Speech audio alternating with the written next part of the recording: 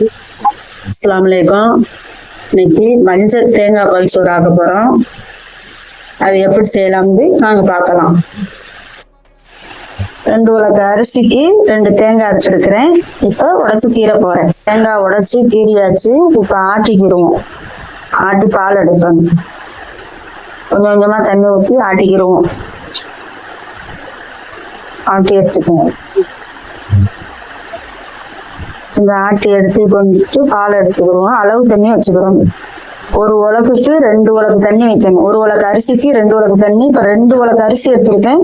4 உலக்கு தண்ணி எடுக்கணும். அளந்து எடுத்து வச்சுக்கிறோங்க தண்ணிய. கொஞ்சம் காஞ்ச அரிசியா இருந்தா கொஞ்சம் நேரம் வேகும். அதனால கூட கொஞ்சம் தண்ணி வைக்கணும். பெஸ்டா ஒரு 1/2 உலக்கு 1 உலக்கு ஊத்திக்கிறாங்க.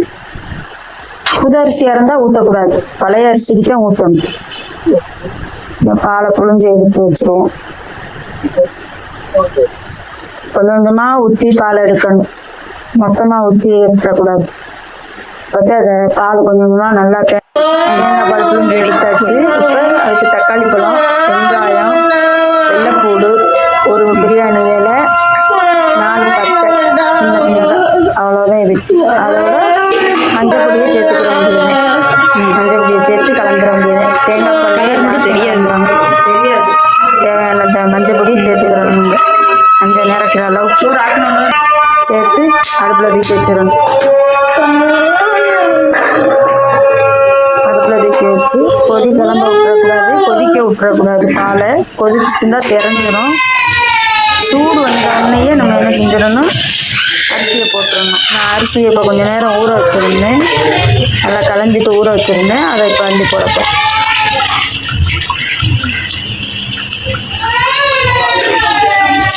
அள்ளி போட்டுட்டேன்.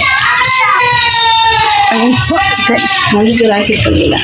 அள்ளி போட்டுட்டு கொஞ்சம் நம்மளுக்கு தேவை உப்பு, சூழ்ச்சல் தான் அதையும் போட்டுக்கிறோம். கொஞ்சம் கிண்டி விட்டுக்கிறோங்க. உப்பை போட்டு கிண்டி விட்டுருங்க. நல்லா மூடி வச்சிடாதே, பொங்கிடும்.